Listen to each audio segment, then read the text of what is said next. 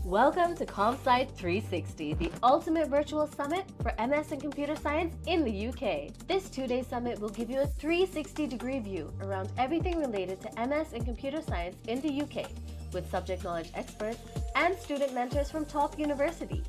Before we hear from the expert, we want to walk you through the Compsci community on the Nebula platform, a dedicated space for you to connect with other attendees and build lasting relationships with fellow computer science enthusiasts. Throughout this summit, you will interact with a number of subject knowledge experts, and if you wish to get a personalized one-on-one mentorship session or get your queries addressed, you can book a slot with them by visiting their Nebula profile. We believe that this session will enhance your learning experience and help you achieve your study abroad goals. Thank you for joining us today, and we hope you enjoy the summit. Hello, everyone. Welcome to the Compsci360, the ultimate virtual summit for Masters in Computer Science in the UK. My name is Priyanka Cholera. I am the Community Engagement Associate at Nebula, but you can call me your community buddy. Before we get into our session, I would like to give you a brief introduction about Nebula. Nebula is a community based platform that helps study and work abroad aspirants to connect with their mentors who help them to eliminate their fears of staying in an unknown land. Many highly accomplished scholars who have pushed their boundaries have listed themselves as mentors on Nebula, and we have built a powerful community that builds technology and people together. Now, the ComSci 360 Summit is organized by Nebula to help students who aspire to study Masters in Computer Science in the UK to connect with the right mentors. From application to accommodation, we have got you all covered in 6 tracks for 2 days. As you all know, today we will be discussing about jobs in computer science in the UK, about the myths and realities. And our mentors today, Sarthak and Vinayak, will share about the same. Before we go ahead with the session, I would like to give a brief introduction about both of them. Sarthak has pursued his master's in cybersecurity and management from University of Warwick, and Vinayak has pursued his master's in artificial intelligence from Queen Mary University of London. Before I open the floor for questions, I would encourage both of our mentors to introduce themselves in their own words. Over to you, Sarthak and Vinayak. Okay, I'll go first. Hello, everyone. My name is Sarthak. Currently work as a strategic cyber intelligence analyst at Barclays in the United Kingdom.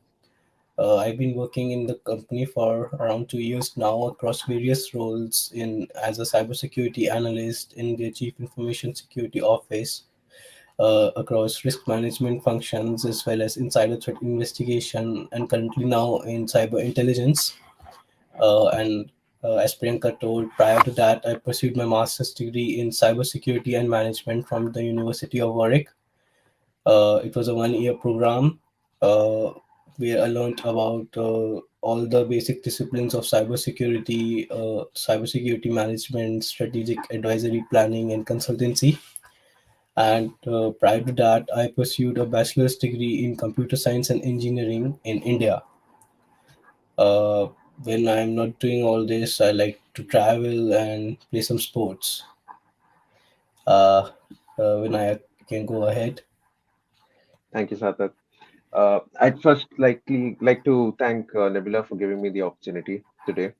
And with respect to my journey in the UK, I'm a recent graduate from Queen Mary University of London, and I've graduated in artificial intelligence.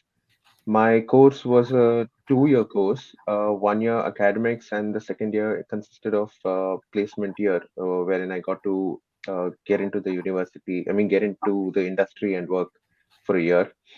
And prior to that, I completed my bachelor's back in India uh, in computer science. And currently, I'm working as a data science intern at Tata Consultancy Services in UK. And yes, as Sarthak said, I really like traveling, and it's to be speaking about my work. I've been working mainly as a data modeler, and I'm slowly moving on to being a data engineer. and currently I'm working for British Telecom, who's the client through Tata Consultancy Services. Thank you. Thank you both for your introduction, though you guys were very humble to talk about your achievements. I'm sure we'll discover more about it in the coming questions. And just a note for the audience today, as you all won't be able to unmute yourself or turn on your cameras, and we know you have a lot of questions, please spam us in the chat with respectful words and make sure that you keep sending us questions time and again. And at the end of the session, I will address it both to both Sarthak and Vinayak. So, without further ado, to begin my questions with jobs, Sarthak, my first question is to you. Since you are working as a cybersecurity analyst at Barclays, which is one of the most known companies in the same niche, how did you land your present role, and how did you navigate the job market in the UK? So it's a good question. To be very honest, when I came to the UK, I had no idea at all about how I can get a job here in this country, and what kind of companies are good for cybersecurity jobs, or to the most basic question, when I should start applying. So when I joined the course, I came in September, and for the first couple of months, I was busy accompanying myself with all the British culture, the university life, the kind of education which is very different from here, the assignment system, and all. So I spent the first few months in that, and I didn't worry at jobs at all. But like it was like around December time when some my course leader announced that some person from our course has already got two job offers, one from Tesco and the other from Accenture. So it was at that point of time I realized that uh, we can start applying as soon as now, and it will be better if we start applying now, because most of the graduate programs in the UK open their application forms from December, November, and then December itself. So uh, it is at that point of time I started applying.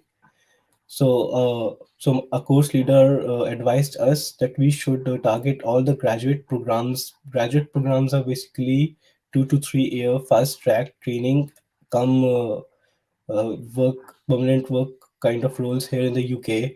So it's like a 2 year contract where you can rotate across different teams and get an exposure to various areas inside that company, rather than just stick to a one team for your whole career. So yeah, long thing short. So I started applying for graduate programs, and applying for graduate programs in the UK is very intense because of a couple of reasons. Firstly, because of the visa sponsorship thing, and the time when I came to the UK, the post study work visa had just started, and most of the employers were either not aware of the post study work visa or were not just willing to provide it. So due to that reason, I kept on applying and applying, and it was like around I had applied for 30 companies and all, when when I was able to get to the interview stage of Barclays. First was the first company. So I applied to other companies too, like Tesco, Accenture, the Big Four, the big tech companies, companies like Bay Systems, etc., etc. But then and other banks as well. Then Barclays was the first company ever where I got an interview, and then later I got an offer from. So this is how I got my first job in the UK. Sarthak, that was a roller coaster ride in itself. Like when you were narrating the story, I was like, okay, what happens next? What happens next? I never imagined it to start as if, you just exploring and then your mentors helping you. So thank you so much for that insightful answer. And to all the students who are listening here, he applied to 30 companies and then Barclays landed the role. So I just want to take this moment to share that as international students, a lot of students get discouraged by rejections and everything. But I think with Sarthak's story, you can your market and say that what is right for you will eventually find you if you keep persisting. So thank you so much, Sarthak, for that. Thank you. Yeah, Vinayak, over to you. The Yeah, same hi. question, like you have pursued two internships with TCS and also you have done machine learning internship at VJAM. Please tell us about how you landed these opportunities. I'd also like to share my journey. So my journey started off in September as the September intake. uh, there are so many things that you learn once you come here that what happens is basically you think that once you are done with your university or once you're done with your course, you need to start, or once you're getting done with your course, you need to start searching for a job. But that is not the case that in the UK at least for the master's program or even the undergrad for if we consider that. So, as Sarthak explained, even I went through the same journey wherein at least Sarthak got to know in the month of December, in the end of first semester, that he could apply for graduate roles. So that is when I got to know that graduate roles need to be applied. So what I would like to say is the easiest way to get into companies and have as these companies have 1 year or 2 year job opportunities called as graduate roles, wherein you can cycle through different departments or different roles, and then after the 1 year you can settle down to one role and continue your journey and gain experience in that company. I was not aware of this till I came to my project semester. I came to know only the next year in May or April because I thought I was too busy in my academics. As Sarthak said, getting adjusting, I mean, adjusted to the culture, the weather, the way the classes are conducted, and all those things. So I was late into the journey, and one thing to keep in mind is that these graduate roles are open a year before.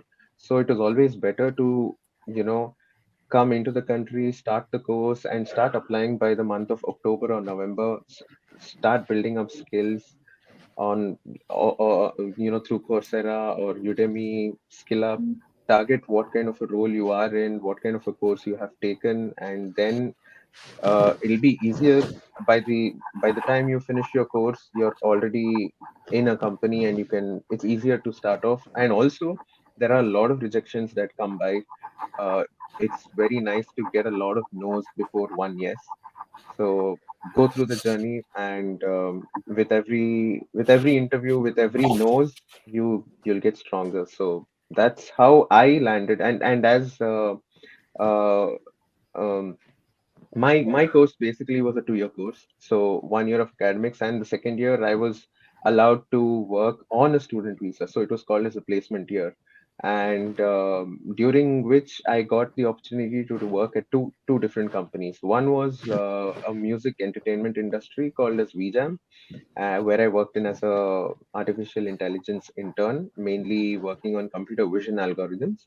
And at the same time, I also came through the opportunity to work at TCS UK, and that is when I finished my 6 months of internship at VJAM, and then I moved on to TCS UK for the data science intern role.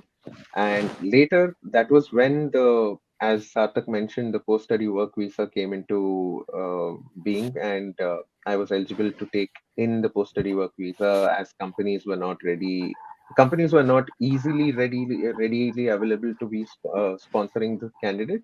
So there are two or three different ways. So I basically got in my post-study work visa, and I'm continuing my internship there, getting converted to a graduate role. So I'd like to say that it's always better to start as soon as you land in the UK and not wait for anything else. That's the best advice I could give to new candidates right now. Yes, thank you. That was such a nice answer, Vinayak. And to be very honest, I didn't expect both of these questions to churn out so much information. And two keywords that stuck in my mind was post-study work visa, that I think all the students here should take a note of. And we do have other tracks on visas and everything going on, but more and more information is welcome. And I feel in today's age, not literacy, but awareness is the most important thing that a student should carry with him. Because if you're not aware of what you can expect, then I think it would be a rough journey anywhere. So thank you so much. So what I took away from both of your answers is, one, start early.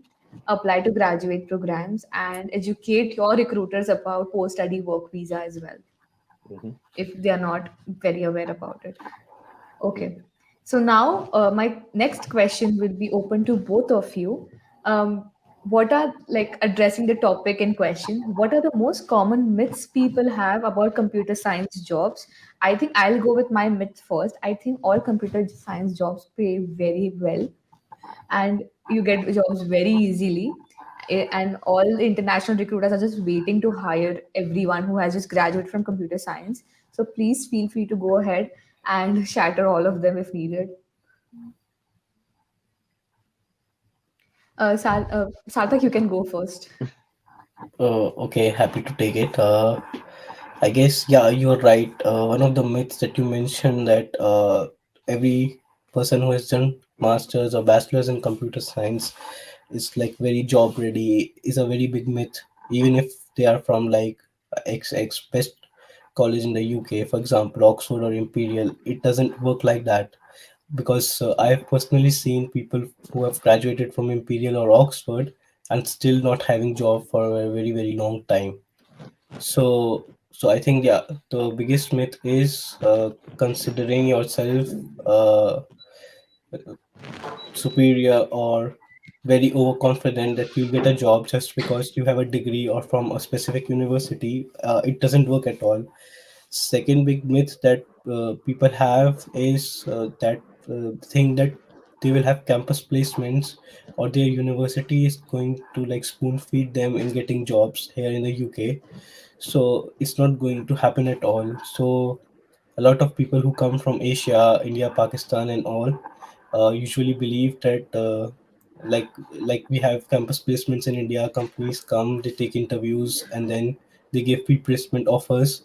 But here it's usually more like career fairs, where some of the good companies do come at the very good universities, but they only come to advertise about their work and the kind of roles that are available, and then you can network with the people and the delegates from the company. But you have to land your job based on your own skills by passing the assessment centers in the interviews. Uh, so so this is one myth.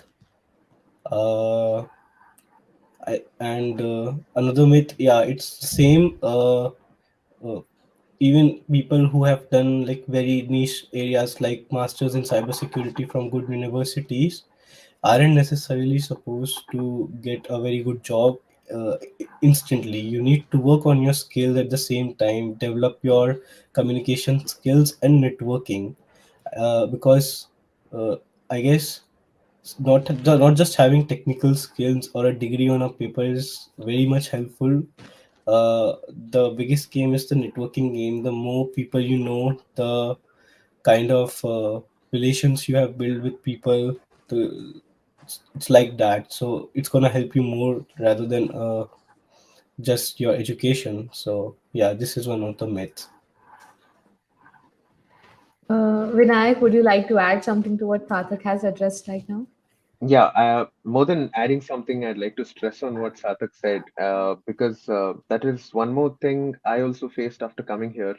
Because as I mentioned, the placement year was my second year of university. I expected that companies would be coming into the campus. They would be, as it happens in India, they would be taking a couple of people, finishing their interviews, and going out, selecting candidates and other things. But no, as Sarthak said, companies do come.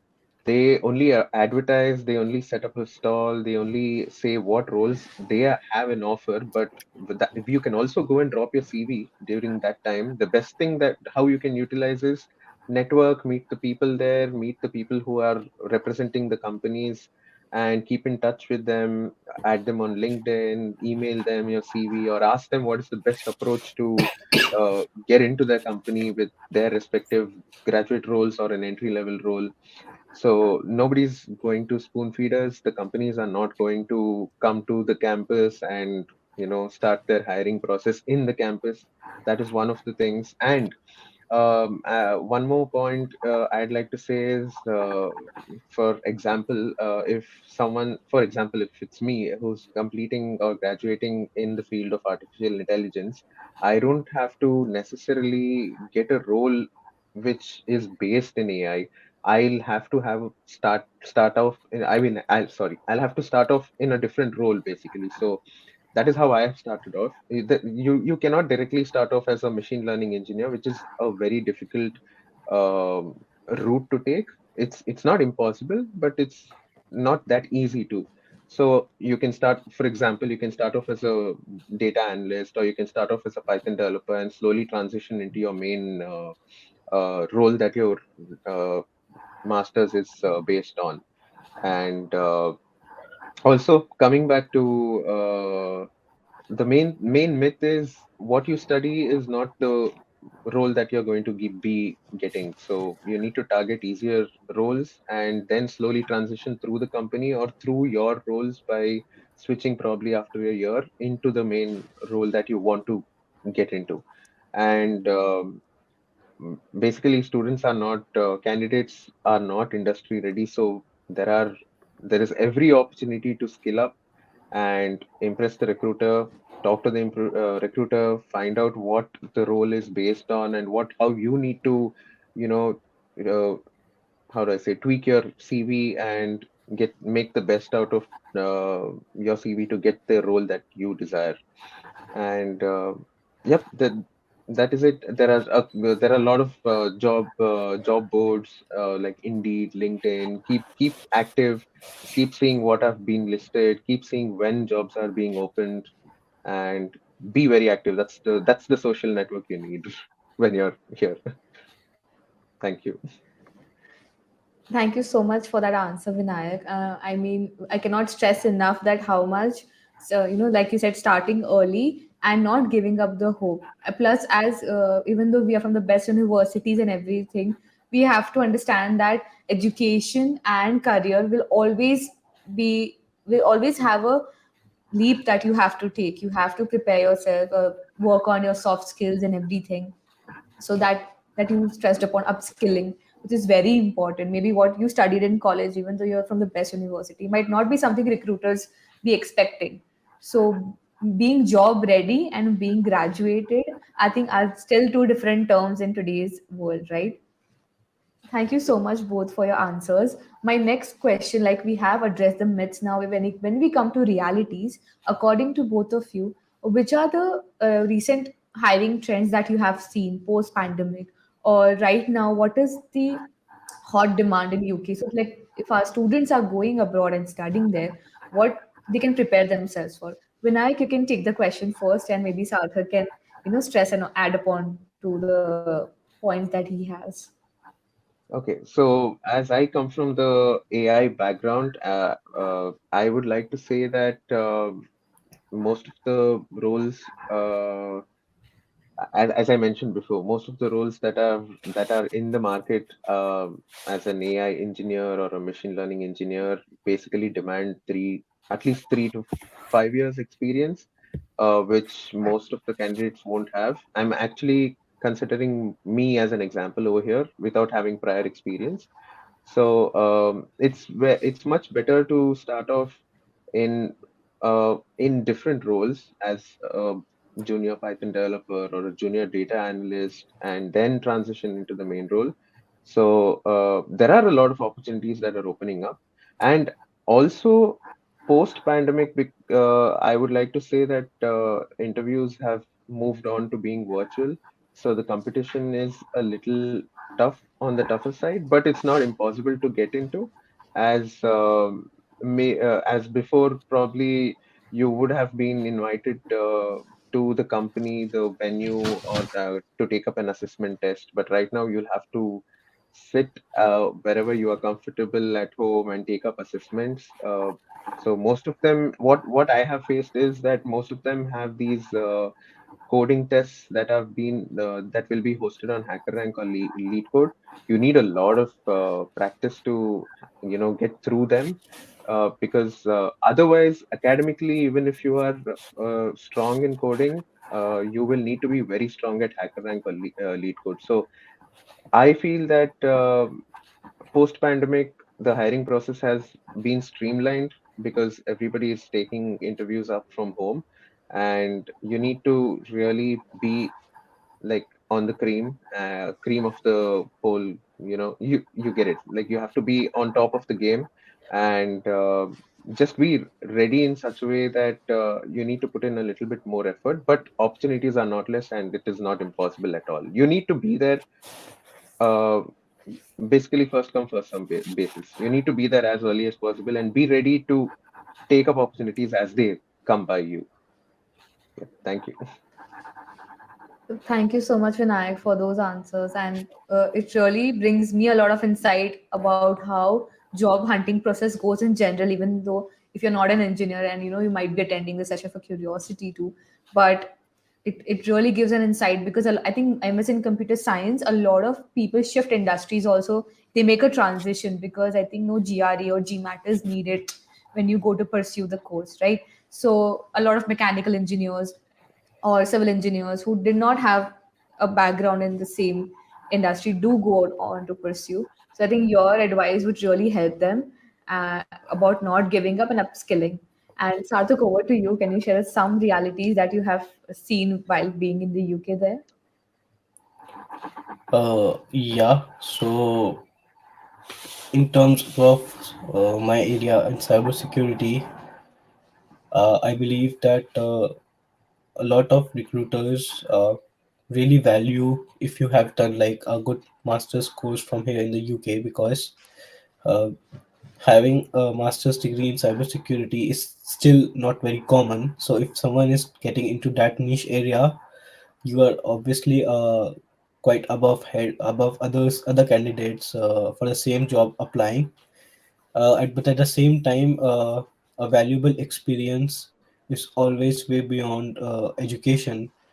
So a good few years of experience would always help you get the job rather than just the education. Uh, but so that for the same thing, most of the people who come from India, even if they have like a couple of years of experience, the biggest opportunity for them for landing a job here in the UK are the graduate roles or the early career programs. This has become like a very common trend here in the UK. So from the last 5-10 years, where most of the companies like to gain the best talent from these graduate schemes because these are very lucrative. They offer good initial perks, training programs, off-site opportunities. Sometimes in some consultancy companies, you even get to travel right at the start of your job. So yeah, so everyone I would suggest who come here should really target the good graduate schemes. If you go to prospects.ac.uk and other websites, even if you just directly search on a Google and you can like best graduate programs in the UK, then it's going to give a good list of the best programs, the companies when their deadline starts. So I would really recommend that that should be the first point of contact for everyone who's looking for jobs here in the UK. Post that, if people have very good experience like 4 or 5 years, then they can still apply for graduate roles, but it would not make very much sense for them, although it's a good opportunity, but they should directly look for the roles which need a few years of experience at least, and then upskill them with like a good certification of their domain. For example, in cybersecurity, you can do like a CISSP certification, and then it's a very deadly combination for your market worth, and employees really value that. Uh, yeah, Right. Uh, Thank you so much for that answer, Sarthak. And one thing that stood out to me while you were answering that you recommended even people who have worked for 2-3 years to go for graduate program, yeah. which brings up a follow-up question to me that do you recruiters in UK not consider Indian companies' experience as relevant experience, or do they want people who have already worked in the same tech space in the UK? I mean, can you just answer that for me? And Vinayak, open to you as well for that. That's a very, very good question. And to be very honest, I'm still figuring out the complete, proper, 100% foolproof answer to this, but there is none. And what I have experienced and what I have experienced from the college mates and their mates here in the UK is most of the times the experience that you have gained in India, if it is less than 3 years, it's not of immense value to the employers because they get to Right. train you from scratch, and the kind of work that companies give employees here in the UK is very much different for the same company for the same employees in their other global strategic areas like India. So Okay. the that's why it's like a historic trend when they say that if you are getting a few years of experience abroad, then it is of like uh, exponential value of experience in India. Right. It's 2x of the experience you would gain in India if I put it Yeah, like that. yeah. Right. Right. Vinayak, do you have any 2 cents to spare on the same? It's the same thing that I experienced with my batchmates is that some of them had 3 to 4 years or 5 years of experience as working in consulting firms when they got into the same master course as me, and there were also people like me who were fresh into the industry. So um, as Sarthak said, 3 to 4 years. In certain cases, it does matter. If you are trying to pursue a job role specific to your masters, it doesn't matter because it might be different. Your job role might be different back in India. So the 3 to 4 years experience, we cannot say that it doesn't matter, but it will at least add certain weightage to it. But as Sarthak said, uh, getting into a graduate role would make more sense than uh, based on getting a job role based on your previous experience from your from Indian company. So it would always be better to, as the masters is going to give you a step up, you need to be working in that field and use your academic knowledge what you're gaining during your masters. It's always better to get into a graduate role. Yeah. Thank you so much, both of you. I mean, personally, I have learned so much, and feel a bit selfish also that both of you have spent so many years at UK, and we are just getting the cream of your knowledge. So I'm very, very grateful for today's panel discussion that took place. And before I open the flow to the questions in the chat box, which is echoing a lot of questions, I would just like to summarize everything that you have said so far, so, in case someone joined recently or just joined, they would know what the context of the conversation is. So, as we are discussing the myths and realities of jobs in UK based in computer science, Vinayak and Sarthak both here have unanimously given opinions on graduate programs being preferred options if you are going to UK as an international student, and start looking early, look for job boards. Your college will not spoon feed you all the jobs, so you have to do the grunt work by yourself and upscale, work on your soft skills, and a couple of other tech jargons that they threw. They will I will leave it up to them to recap for that, and prepare yourself for interviews. Don't fear rejections because they will come your way. And if you have worked couple of years in India, do not count on an experience that your recruiters might respect it as the same years of experience, because the work dynamics in UK and India are very different. I hope I covered everything in one breath. You did. Okay. Yeah. You did. So I'll open the floor for questions, and there are a couple of in the chat box. So one question which is very common: is there any city in UK which hires rapidly for tech roles? And if someone is planning to pursue, they can look for roles in that city itself. Like Bangalore is a tech hub for India. So is there any tech hub for UK? Okay. That's a very funny question. UK and job is just London. So uh, just London, London. Most of the roles, most of the companies, or I would say UK is just London. But apart from that, the other cities, other big cities like Manchester, Birmingham, and Hmm. Liverpool also have, and including Leeds, Right. I also have massive amount of technology jobs upcoming. Right. Thank you so much for that answer. And when I was young, just to add on that, I used to think UK is London. I didn't know United Kingdom is a bunch of cities. So it really dawned upon me just few couple of years back that it's not just London. There are various other cities. So there you go. Guys, you have your answers. If you are planning to take jobs, I mean, London is the place, and Manchester followed by that.